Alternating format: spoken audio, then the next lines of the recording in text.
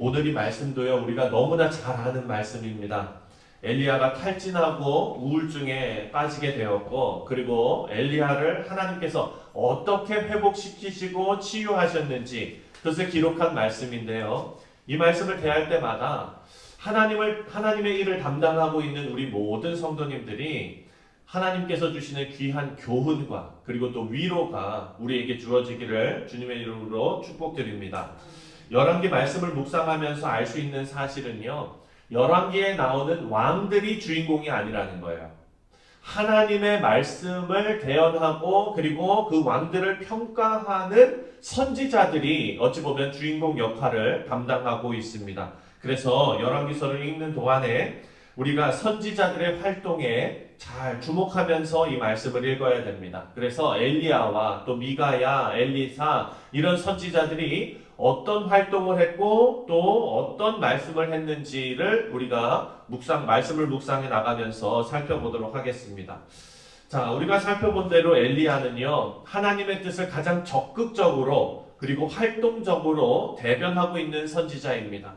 정말로 온 나라가 하나님 앞에 불순종해서 우상 숭배에 빠져 있는데 홀로 그 역사 앞에 서서 홀로 하나님의 하나님 되심을 증거했던 그런 선지자입니다. 그런데 하나님의 사역에 오랫동안 쓰임 받았던 이 사역자들 중에서도 어떤 이유든지 탈진하고 우울감에 빠지는 경우가 발생할 수 있다는 것입니다. 오늘 이 말씀을 우리가 묵상할 때 대부분 목회자들을 먼저 생각하게 됩니다. 물론 그렇지요. 그런데 이런 현상은 목회자들에게만 나타나는 현상은 아닙니다. 솔직히 목회자만큼이나 힘들게 신앙생활을 하고 계시는 분들, 신앙을 지키고 믿음을 지키고 계시는 분들이 바로 여러분들이십니다. 각 가정에서 그리고 교회 공동체에서 목회자만큼이나 열심히 사역하시고 신앙생활하시는 성도님들이 참 많이 있습니다. 그리고 세상에 하나님께서 맡기신 그 일을 또 담당해 나가시면서 그 과정에서 정말 어려운 일들을 겪기도 합니다. 그래서 어떤 경우에는요, 영적으로 또 정신적으로 탈진을 경험하는 성도님들도 분명히 계실 것입니다. 여러분, 목회자나 성도들이나 우리 모두가 엘리야의 이 경험을 통해서 하나님께서 주시는 위로와 그리고 치유가 내 것이 되도록 만들어야겠습니다. 그것이 지혜입니다. 하나님의 말씀을 우리 주 예수 그리스도 안에서 예수님의 이름으로 아멘 하고 받을 때에 그 말씀이, 약속의 말씀이 우리의 것이 될 줄 믿습니다.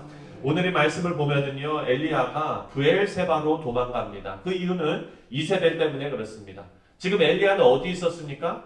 사마리아에, 거기에서 이제 아합 왕과 만나고 그러지 않았습니까? 그 사마리아는 저 위쪽이잖아요. 브엘세바는 어디입니까? 유다 맨 밑에예요. 그러니까 저 북쪽 끝에서 밑에까지 내려온 거예요. 예. 그러니까 예를 들면은 저쪽 서울이나 뭐 어디 있다가 제주도까지는 모르겠는데 아마 제주도 이상 더 많이 간 것 같아요. 다른 나라 지나갔으니까. 그래서 사랑하는 성도님들, 그 밑에까지 갔던 그것이 이 엘리야의 마음이 어떤 상태였는지를 우리가 조금 엿볼 수 있어요. 왜냐하면 하나님의 능력이 나타났던 850대 1로 싸웠던 그 장소에서 아합이 어떻게 했습니까? 엘리야가 왕위에 올라가서 잡수시고 마시고 하세요. 그러니까 올라가서 먹고, 내려가세요. 그러니까 내려가고, 아무 말도 못했던 아합이 이제 그 일이 다 끝나니까 어떻게 했어요? 쪼로리 자기 와이프한테 갔어요. 네. 그러니까 아합이 더 세요? 이세벨이 더 세요? 이세벨이 더 세요. 이세벨이 2절에 이렇게 말합니다. 2절 다 같이 한 번만 더 읽을게요. 2절 시작. 이세벨이 사신을 엘리야에게 보내어 이르되 내가 내일 이맘때에는 반드시 내 생명을 저 사람들 중 한 사람의 생명과 같게 하리라. 그렇게 하지 아니하면 신들이 내게 벌 위에 벌을 내리니 마땅하니라 한지라. 지금 이세벨이 뭐라 그럽니까? 내일 이맘때쯤 저 사람들 중 하나가 뭐예요? 850명 얘기하는 거 아닙니까? 네. 바알을 섬기던 선지자들을 다 죽였잖아요. 그러니까 내일 이맘때쯤 내가 너 엘리야를 잡아 죽일 것이다. 이 얘기를 한 거예요. 그리고 엘리야는요, 그 얘기를 듣고 도망을 치는 선택을 합니다. 지금 엘리야의 마음은 이해가 돼요. 왜냐하면 분명히 850대 1의 그 대결에서 승리했거든요. 승리했으면 엘리야는 아합 왕을 비롯해서 이스라엘 백성들이 좀 변하기를 기대했을 거예요. 이런 엄청난 일을 봤으면은 이 사람들 변하겠지. 근데 여러분 변했습니까? 안 변했습니까? 안 변했어요. 안 변했어요. 아합은요, 변하지 않고 자기 아내한테 기댑니다.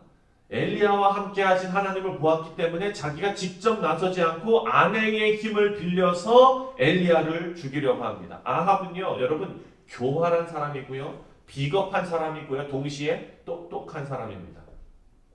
왜 똑똑하냐면 지금 엘리야가 하나님의 힘을 입어서 850명을 이긴 것을 이스라엘 백성들이 다 봤지요. 그리고 아합 왕도 봤지요. 그러니까 지금 이 상황에서 아합 왕이 자기 명령으로 엘리야를 죽이면 그 하나님의 역사를 본 그 많은 사람들이 아합을 뭐라고 할지 조금 두려웠던 거예요.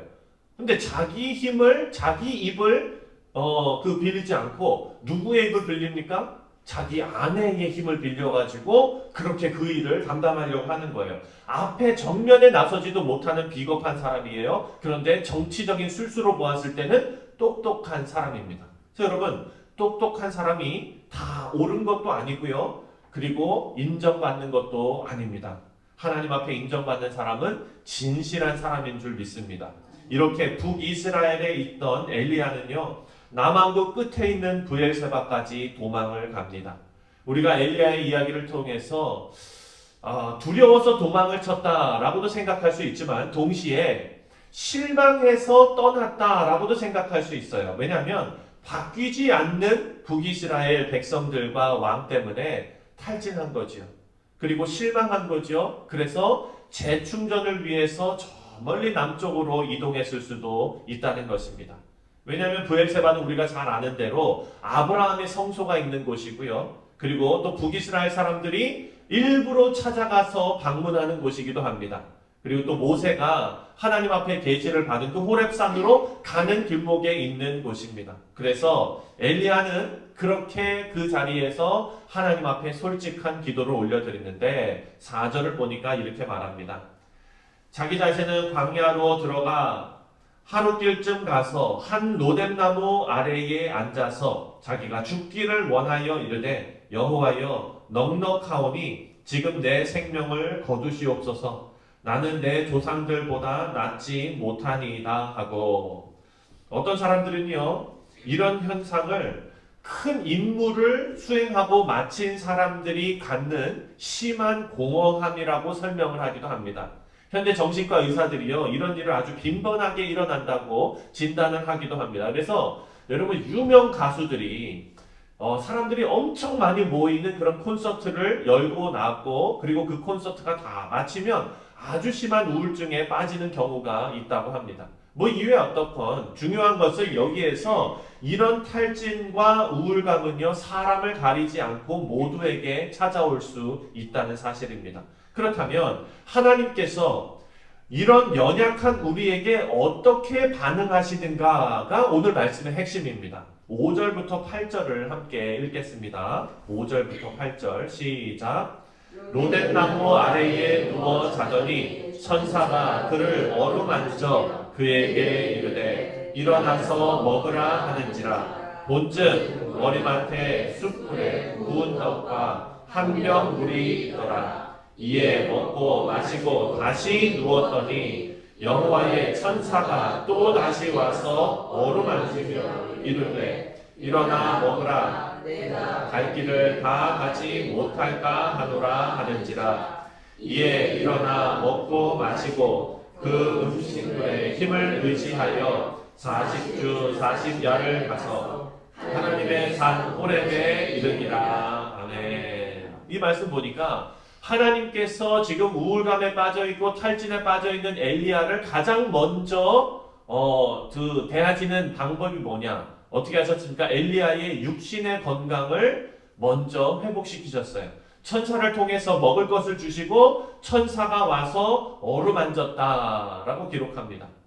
이 말씀을 해석하는 사람들의 글을 쭉 보니까 어떤 사람은요, 누구니 힘이 없어서 누워있는 엘리야를 천사가 와서 마사지를 해줬다. 뭐 이런 얘기도 하고 그러는데 저는 마사지는 잘 모르겠고요. 저는 어떻게 읽히느냐. 하나님께서 엘리야를 따뜻하게 안아주신 것 같아요. 네. 어루만져 주었다. 그냥 와서 엘리야야 하고 깨우면 되는데 와서 왜 굳이 만지셨을까? 여러분 예수님도 그렇게 하신 거 기억나십니까? 문둥병자가 왔을 때 예수님 앞에 나왔을 때 그 사람은요 온갖 차별과 그리고 모든 사람들이 그 사람을 보지도 않고 돌로 던지고 배척하고 이런 상황에서 예수님이 저 멀리에서 말씀으로 낫게 하실 수도 있는데 예수님이 그 사람을 만지셨어요. 네. 그러면 여러분 문둥병자의 마음이 어땠을까요? 내가 병이 낫고 안 낫고는 다 필요 없는 거예요. 내가 문둥병 걸리자마자 나는 모든 사람들과 분리돼서 누구도 나를 인간 취급해주지 않았는데 예수님께서는 눈물을 흘리시면서 나를 만져주셨다는 거예요. 그거 하나도 중요한 거 아닙니까? 하나님께서 엘리야를 찾아와 주셔서 안아주셨다. 저는 이 말씀을 읽으면서 그렇게 읽히더라고요. 우리 사랑하는 성도님들, 하나님께서 여러분을 따뜻하게 안아주시는 것처럼 여러분의 가정에서 그리고 교회에서 여러분이 있는 공동체에서 마음으로 또 실제로 따뜻하게 안아주시는 여러분들 되시기를 주님의 이름으로 축원드립니다. 이것이 격려입니다. 사실 진짜 회복은 그 다음에 나옵니다. 하지만 이 장면이 너무 중요한 것은요, 하나님께서 엘리야를 영적인 회복을 위해서 미리 준비시키는 작업이 하나님께서 하시는 은혜로운 하나님이심을 지금 증거해주고 계시는 거예요. 따뜻하게 안아주시는 은혜로운 하나님. 자, 이제부터는 진짜 회복 작업이 들어갑니다. 9절입니다. 시작. 엘리야가 그곳 굴에 들어가 거기서 머물더니 여호와의 말씀이 그에게 임하여 이르시되 엘리야야 내가 어찌하여 여기 있느냐. 지금 너 왜 내가 보낸 사역지 이스라엘을 떠나서 이 맨 끝에 남유다 맨 끝에 내려왔니? 이렇게 물어보세요. 이게 뭡니까? 하나님께서 진단하시는 거예요. 엘리야가 이렇게 대답합니다. 10절과 14절 보니까요. 제가 읽겠습니다. 그가 대답하되 내가 만군의 하나님 여호와께 열심히 유별하오니 이는 이스라엘 자손이 주의 언약을 버리고 주의 제단을 헐며 칼로 주의 선지자들을 죽였음이오며 오직 나만 남았거늘 그들이 내 생명을 찾아 빼앗으려 하나이다. 14절도 보니까요. 그가 대답하되 내가 만군의 하나님 여호와께 열심히 유별하오니 이는 이스라엘 자손이 주의 언약을 버리고 주의 제단을 헐며 칼로 주의 선지자들을 죽였음이오며 오직 나만 남았거늘 그들이 내 생명을 찾아 빼앗으려 하나이다. 여러분 이 엘리야의 대답, 하나님께서는 어루만져 주시고 먹이시고 힘주시고 하고서 이제 진단에 들어가셨는데 물어보셨는데 엘리야의 대답이 어떻습니까? 이 대답에는요 두 가지가 섞여 있어요. 첫 번째는 영적인 교만, 두 번째는 외로움. 지금 반복해서 하는 말이 있거든요. 뭐냐면 내가 만군의 하나님 여호와께 열심히 유별하오니, 이 얘기는 뭡니까? 하나님 아시죠? 제가 하나님에 대한 열정이 이렇게 센 거 아시죠? 이렇게 물어보는, 이렇게 얘기하는 거예요. 하나님 아시잖아요. 나 혼자만 일합니다. 다들 영적으로 죽어 있어요. 하나님 대변하는 사람은 나밖에 없어요. 하나님 나 혼자 일해요. 여러분 이거 어찌 보면 외로움이거든요. 그런데 어떤 면에서는 영적인 교만이지요. 이런 엘리야에게 하나님께서 맞춤 교육을 시작하십니다. 11절과 12절을 다 같이 읽겠습니다. 11절 12절 시작. 여호와께서 이르시되 너는 나가서 여호와 앞에 산에 서라 하시니 여호와께서 지나가시는데 여호와 앞에 크고 강한 바람이 산을 가르고 바위를 부수나 바람 가운데에 여호와께서 계시지 아니하며 바람 후에 지진이 있으나 지진 가운데에서도 여호와께서 계시지 아니하며 또 지진 후에 불이 있으나 불 가운데에도 여호와께서 계시지 아니하며 불 후에 세미한 소리가 있는지라. 아멘. 자, 엘리야를 앞에 세워놓고 하나님께서 이제 치료를 하시는데, 가르쳐 주시는데, 깨닫게 하시는데 뭘 깨닫게 하시느냐? 큰 바람이 일어났어요. 바위를 부술 정도의 큰 바람입니다. 그런데 거기에 하나님이 안 계세요. 그리고 지진이 일어났는데 거기에도 하나님이 안 계세요. 불이 막 일어났는데 그 가운데도 하나님께서 계시지 않습니다. 이런 엄청난 이적과 엄청난 현상을 보여주시는데 엘리야로 하여금 어떤 중요한 교훈을 깨닫기를 원하시기 때문에 그 일을 벌이시거든요. 엘리야가요, 열심을 내면서 850대 1로 맞서 싸우면서 가뭄이 정말 그 모든 땅이 쩍쩍 갈라질 정도의 가뭄에 비가 내리는 그 현장, 그 엄청난 이적을 경험했잖아요. 그 일에 엘리야도 동참했잖아요. 이렇게 큰 이적을 보면 왕을 비롯한 모든 사람이 다 변할 거라고 생각했던 겁니다. 그런데 하나님께서는요, 그와 비견되는 엄청난 바람과 지진과 불 이런 상황 가운데서 엘리야에게 모든 것을 보여주시고 거기에 계시지 않음을 엘리야에게 알려준 거예요. 그리고 정작 이 모든 것이 다 사그러지고 조용한 가운데 세미한 소리를 엘리야에게 들려주십니다. 여러분, 이것은요, 인간이 열심으로 쉽게 탈진하고 우울함과 싸우고 그리고 정말 모든 것이 다 소진된 이런 엘리야와 그리고 우리 모두에게 하나님께서 주시는 귀한 교훈입니다. 우리는요, 놀라운 이적을 경험하면은 맨날 펄펄 날 거라고 생각하지요. 예. 누구는요, 하나님께서부터 어떤 뭐를 받으면은 막 그거 하나로 평생 사는 거야 이렇게 말씀하시는 분들 계세요. 그런데 여러분, 그 큰 부흥을 기대하는 마음에서 돌이켜서 잔잔한 가운데 하나님의 세미한 음성에 귀 기울이는 참된 믿음의 백성이 되라는 것입니다. 엘리야가 보인 이 이적의 결과로 일시적으로 북이스라엘 사람들이 하나님 앞에 엎드렸어요. 여호와가 참된 신이다. 근데 그 사람들 얼마나 갔습니까? 길게 가지 못했어요. 오히려 강팍한 심령을 변화시키고 실망과 우울감, 낙심 이런 것에 빠져있는 심령을 회복시키는 것은요, 엄청난 기적이 아니라 하나님께서 말씀하시는 미세한 음성에 귀를 기울일 수 있는 거룩 가운데 들어가는 것이 바로 그 의미이다라는 것을 하나님께서 깨닫게 해주십니다. 하나님께서는요, 예수님의 십자가와 부활을 통해서 우리에게 생명이 죽음을 이긴다라는 것을 증명해 보이셨습니다. 여러분, 엄청난 기적이 우리를 구원하는 것이 아닙니다. 하나님께서 예수님을 통하여 다 이루신 그 놀라운 역사가 우리 가운데 살아 숨쉬는 것입니다. 우리 사랑하는 성도님들, 하나님의 말씀, 오늘 하루 살아가시면서 이 세미한 하나님의 음성에 귀를 기울이시고 그리고 우리를 다시 세워주시는 하나님의 놀라운 치유와 그리고 회복이 여러분 가운데 늘 가득하시기를 주님의 이름으로 축원드립니다. 기도하겠습니다.